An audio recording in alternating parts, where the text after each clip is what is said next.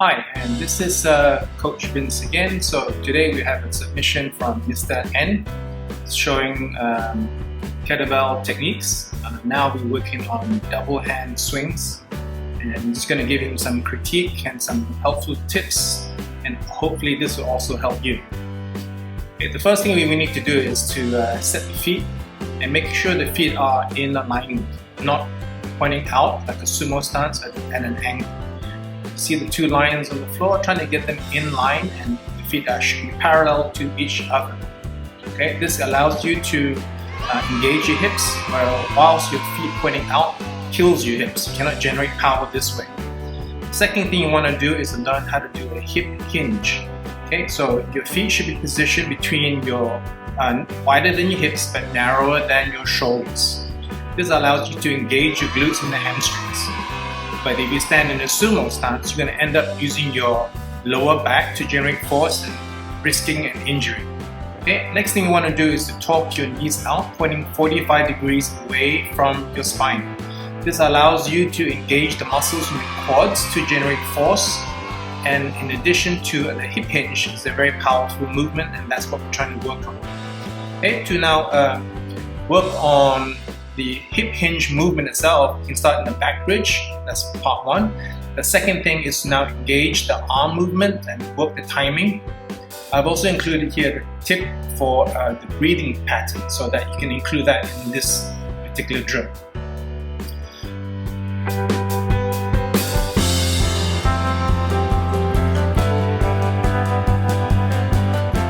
Okay, so once you have your feet set and you're able to torque your legs, now you're going to start moving the kettlebell. First, tilt the kettlebell towards you and drive your feet through the floor as if you're trying to straighten up your legs. Next, push the kettlebell behind your hips so you don't have to swing it. Now hinge your hips forwards, power the kettlebell forwards with the hips, and now that's the back phase. You have to breathe out and you reset the kettlebell again. Do not snap your legs shut, because eventually you're going to damage your knees by doing hundreds of repetitions, and that's not good for your the knees at all. Okay, so let's take a look at what Mr. N is doing compared to what I'm doing. You notice how I'm trying to keep my spine straight, trying to have a very consistent swing. I'm trying to also extend my hips forwards and keep my legs locked out at the top. Okay, at the end of the swing set, just put the kettlebell behind your heels. Notice how I'm using my legs and extending my hips forwards. Now Mr. N is not using a lot of hip extension, so that means where is the power coming from? That means the power is coming from his lower back. This is not sustainable, and it's posing a risk to his lower back, and it's not going to be healthy. So also at the end of the set, notice how he has loaded up his lower back, and now he's using his hand to support his lower back because he's really tired from doing all those swings, and now he can't have enough energy to now set the kettlebell down correctly. Okay, his lower back is really tired.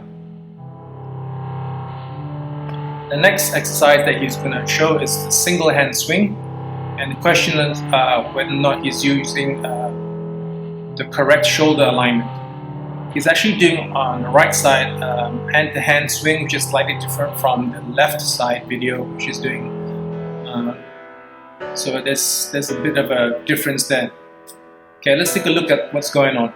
So you see how his back is all rounded off. This excessive spinal flexion. Again, this is because he's not using hip movement. He's doing a little bit here, but he's keeping his shoulders shrunk up too high. What he needs to do is learn how to pack his shoulders, and this is one excellent drill for you to learn how to pack the shoulder. In this example here, I'm showing when my partner pulls my arm, my partner is able to lift my body, which is my shoulder up. Instead, I want to squeeze my shoulder blades together so that my upper body works as one single unit. So I'm engaged my core, I'm engaged my spine, and my whole upper body works as one unit, and I'm hinging at my hips. Okay? Next thing I'm trying to do is exactly the same. I'm going to pull my shoulder in, pack my shoulder, and I'm going to do the swing. Every time I do the swing, the power is coming from your hip hinge and the leg torque. Okay, try not to rely on lower back because it's not going to be healthy for you. try to make each rep very consistent. So let's take a look at how Mr. N is doing the swing compared to how I'm doing the swing. Okay, so now you have the difference in the upper body, shoulder and the spinal alignment. There's a lot of spinal flexion there. The legs are not fully extended. A lot of power is coming from the lower back. Anyway, I hope this was helpful. Thank you for watching, and I'll see you back online.